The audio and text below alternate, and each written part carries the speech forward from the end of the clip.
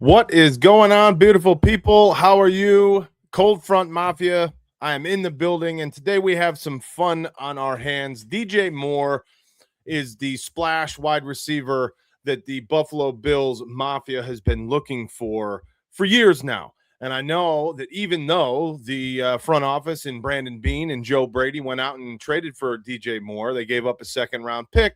They also got in return a fifth-round pick on top of DJ Moore. There's still a lot of question marks, and there has been, as to did the Bills overpay?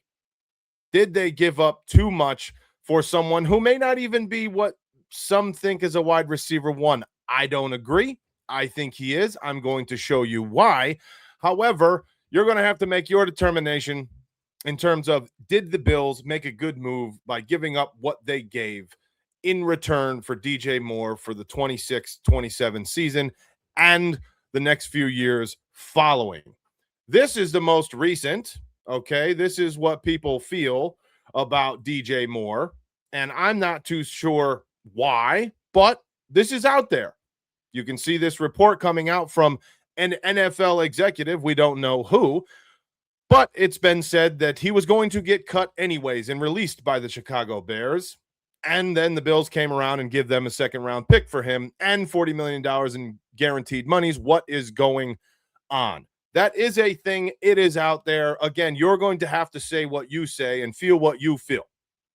But to me, I'm going to show you the reasons why DJ Moore is exactly what, in my opinion, the Buffalo Bills have needed, and why he's going to be an integral part at a Super Bowl run that the Buffalo Bills need so desperately. Before we get into the film, I just want to go over his career real quick to show you what we are working with. You can notice here that these last two seasons with the Chicago Football Bears, his production seemed to have dipped in the 24 and the 25 season. He went from almost 1,400 yards and 8 touchdowns in his first year with the Bears in 2023, and then in 24 and 25, it dipped in trending downwards for sure. He went to 966, then 682, both years to which he found the end zone, found pay dirt 6 times each. What I want you to look at, though, is in 2020, 2021, these years where he was well over 1,000 yards consistently, this was his time in Carolina with the Bills' new head coach, Joe Brady. When Joe Brady was there in Carolina with DJ Moore, he was the offensive coordinator. Joe Brady has recently been quoted saying that the way that DJ Moore looks is no different than the way that he looked when we were both in Carolina together. So Joe Brady seems to think that DJ Moore has not lost anything, although a lot of people want to say otherwise, say that he's lost a step. Look at his last few years. Production is way down. I can understand it if we're looking at numbers and numbers only, but let's not forget the coaching turmoil and turnover that DJ Moore had to deal with in Chicago, along with really a packed up wide receiver room, a lot of young talent out there. And I just don't think that there's enough targets to go around for DJ Moore to really flourish in that Chicago Bears offense. Now, coming over to Buffalo, we don't really have that problem. I think we can all attest to that. Wide receiver has been a contention topic. It's been one of the many, many reasons, well, one of the largest reasons that people have been all over Brandon Beane's ass for the last few years. Why have we not gotten Josh Allen any help in the wide receiver room for a few years? So here we go.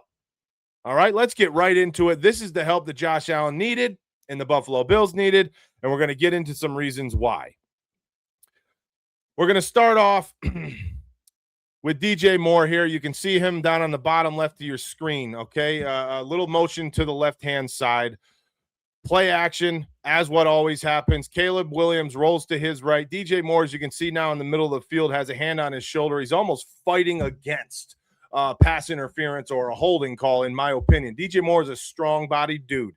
Okay, a little bit of contact is not messing with this man. He runs a real deep in or dig route with Caleb rolling to his right, creates enough separation to catch this ball across the middle of the field with, again, right there, as you can notice, as I circle here, that's a hold.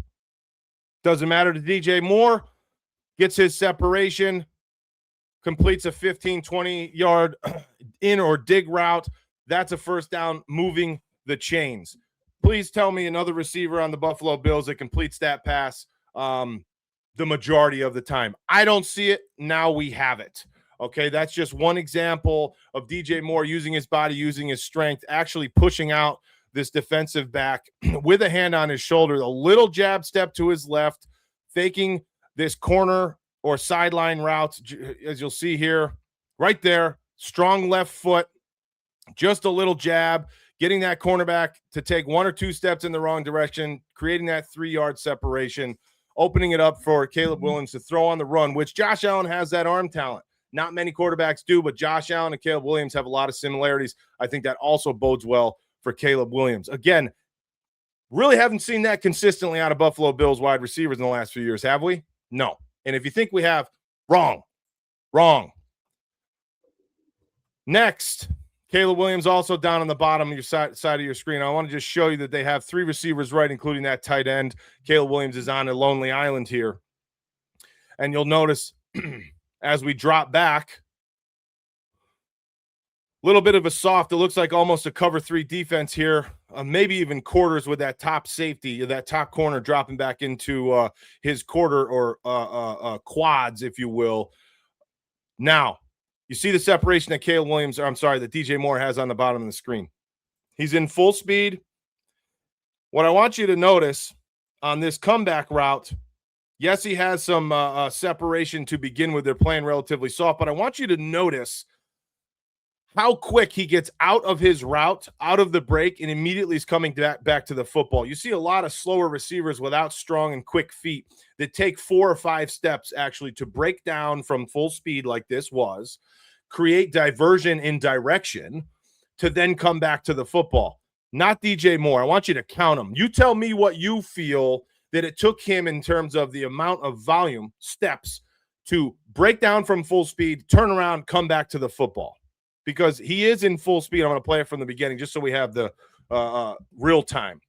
Full speed, that is 2, maybe 2.5 steps for him to chop down, stop his full momentum, turn around, receive, or get back to the football, go get it, and then after he catches the ball around the 40-yard line, he has the power and body control to carry a couple guys an additional 5 yards. So not only does he break down for this comeback in only 2 steps, which that's how you build separation, folks. That's how elite wide receivers build separation.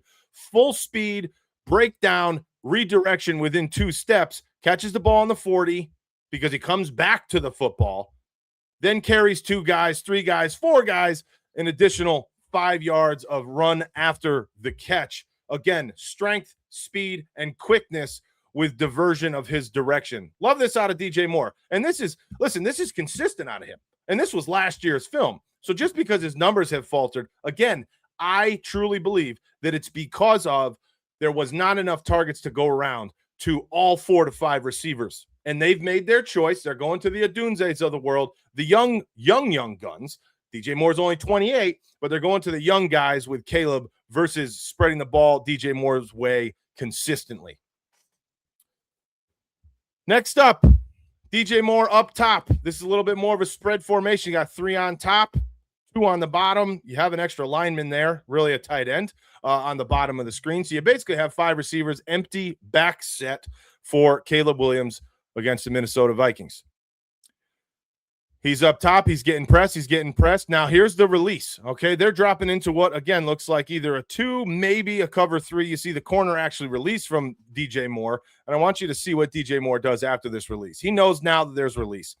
He also knows that this deep safety did not stay on the sideline in his third or quarter.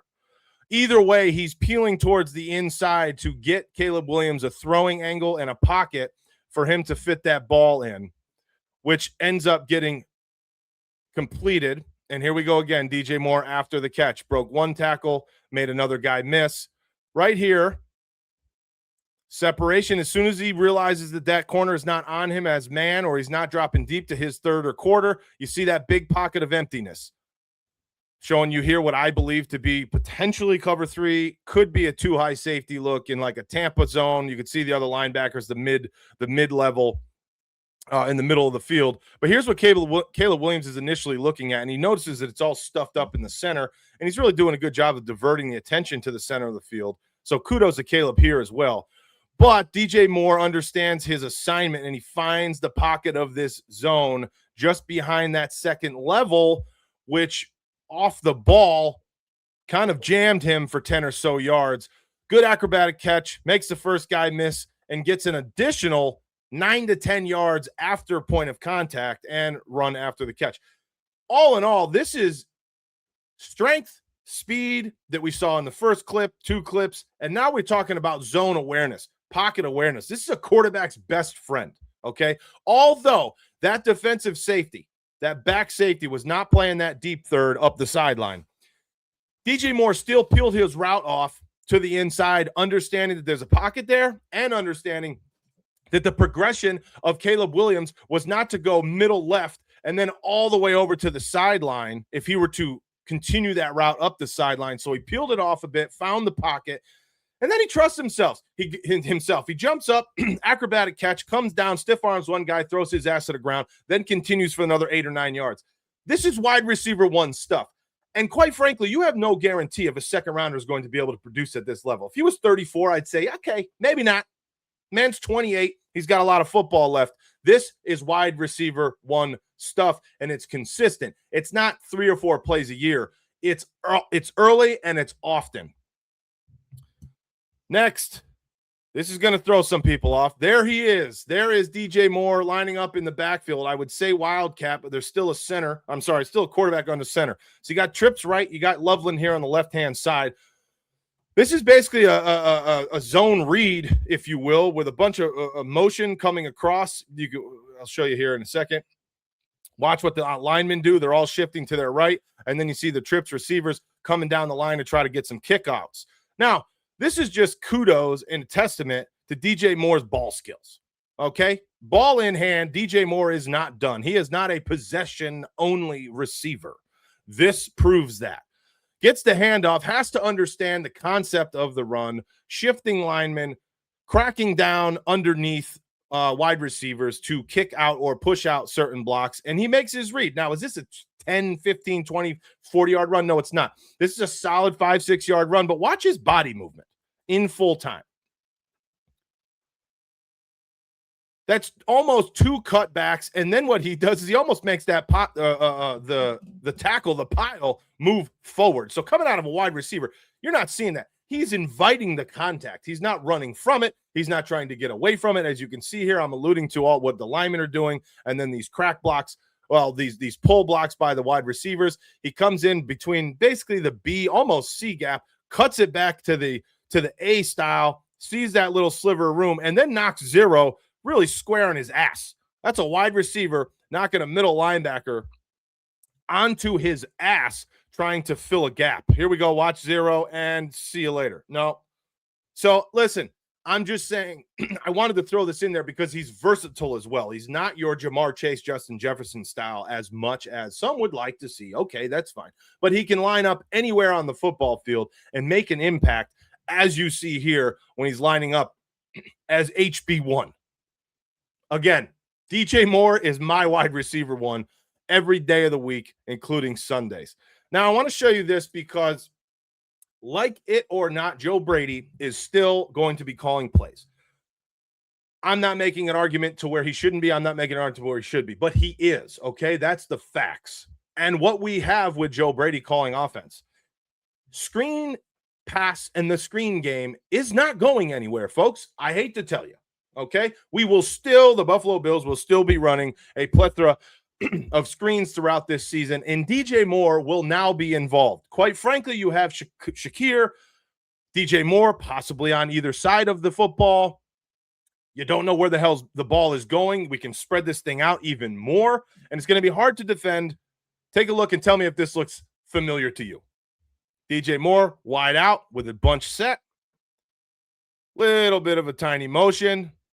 Drops back, linemen come out, linemen peel. Now, there's a flag and the player is holding downfield, but it doesn't really matter much because the outcome wasn't really hindered. Look at this arm angle. Look at Caleb Williams, little sidearm slinger. Does that look familiar? Josh Allen-esque? I think so. The comfortability that number 2 has here with the wide receivers blocking downfield, which we obviously have good wide receiver blocking crew, somewhat of what we're known for. I know we have some injuries, but that's kind of what the Bills do, right? You got your pulling lineman punching out, peeling out.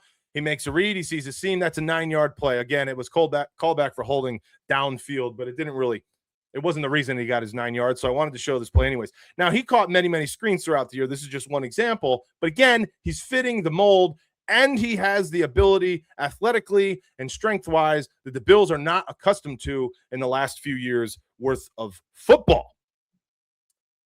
One of my favorite things about DJ Moore now coming up. You can make the case that Derek Jeter in baseball was not the most gifted or talented baseball player of all time. But what I can say is you have to. And if you don't, you've lost your mind. You have to be able to put Derek Jeter in the conversation of one of the best ever because of, if nothing else, how clutch that man was. Came up, big spots, and makes big plays. What do they say? The best players make the best plays in the best moments. Here's DJ Moore. Fourth quarter, week 16. Oh, I'm sorry. This is playoffs, actually. This is the playoff football against the Green Bay Packers. No, this is week 16. My apologies. Here we go. Line it up out wide. Little play action. Just a straight up post pattern. Contested catch. Doesn't really beat the man all that well, to be honest with you, but his quarterback, Caleb Williams, says, you know what? Screw it. I'm giving you a shot. Here you go, DJ. I'm just going to launch this son of a gun up in the air, and you go to work, baby. You can see right here how much separation did he have? I don't know, a yard. He didn't burn anybody. Quite frankly, there's an arm on his shoulder, a hand on his shoulder. I'm going to show you the end zone clip here of the same play. That's just one-on-one, go deep, track the ball, come down with the ball in the end zone, walk that sumbitch off in overtime, call it a day. Please tell me when the last time we had that in the Buffalo Bills organization. Here you go, one-on-one. You, him, mano a mano. I'm going to throw the football up, and you are going to come down with it for a walk-off touchdown 45 yards away from the line of scrimmage. Just doesn't happen. Doesn't happen. This is wide receiver 1 caliber. Like it or not, I'm sorry. I am so on board with this. And I go into all of this, as you guys know that have been hanging with me for a while. Keep in mind, please do subscribe and like this video and give me your comments. Let me know what you think of this. We're going to continue to do this more, of course, but we need to continue the momentum on the channel. I appreciate all the support thus far, so let's keep it rolling, shall we? Anyway, here's just the same play. He's wide receiver 1 caliber. Watch this now. That is contested as you can almost damn have. There's an arm on his shoulder in the passing lane, and he still somehow comes down with this football. Ground and everything. Remind you of anything? Denver Broncos, Brandon Cooks, not in the end zone, but contested, rolling around on the ground. It hit the ground, it didn't hit the ground. You know, you gotta make your move, your football move. You got to catch the ball through the ground. All this other bullshit that people want to talk about with the rules. Hey, it is what it is, and here you go. Strong hands. Tracking the football. That's mine. Thank you much. See you later. Last one I have, folks. We're going to get out of here. Last one I have. I want to show you this, some would say, meaningless play. DJ Moore is a number 1 wide receiver. He started out in his NFL career with an absolute bang, right? 12, 13, 1,400 yards, 6, 7, 8 touchdowns almost every year. He took a little bit of a low, like we said, with the Chicago Bears, and then they drafted and brought in really good young talent into the wide receiver room over the last couple. His production has gone down. We've talked about it now numerous times in the last 20 minutes. Here's what DJ Moore still represents, and this is why a little cherry on top for everybody. Although DJ Moore is not putting up all-pro and Pro Bowl numbers the last few years, he has not lost his mentality and his culture, which is let's win a football game. I don't give a shit who scores. I don't give a crap who catches the ball, who gets the yards. It doesn't matter to me as long as that scoreboard has the Chicago Bears, in this instance, with more points than the competition. I'm going to be happy. I don't care who did it or how it happened. Watch DJ Moore. And I'm not saying the Buffalo Bills haven't had this, but I'm saying we're not going to go backwards because of the addition of DJ Moore. Watch him, bottom of the screen.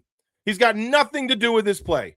Obviously, he's literally as far away as he possibly could from the football, as much as a football field allows. There goes Caleb Williams scrambling the opposite end. And look at DJ Moore from the other side of the world.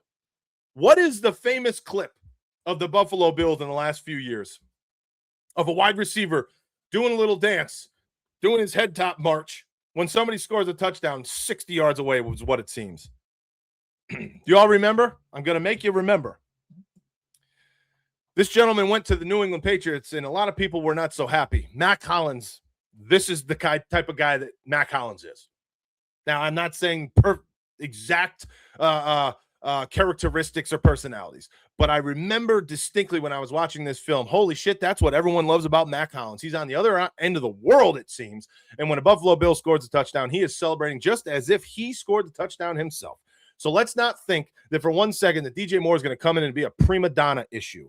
Are we going to get some of the benefits that we got with Stefon Diggs? I feel yes. Are we not going to have some of the negatives that Stefon Diggs brought? I feel absolutely we will not. So to me, DJ Moore is my wide receiver one. He is what I wanted, what I feel is going to be perfect for the situation in so many reasons that we just went over. I know you're going to have your own opinion. I want to know what you have to say. However, please let's not get caught up in the BS narrative. He was going to get cut. I don't care. He's a Bill. It is what it is. Let's get on his bandwagon. Let's support him, and let's have him help us get to the promised land, which is a Super Bowl in February 2027. I will talk to you later. DJ Moore Film Room, Cold Front. Go Bills, baby.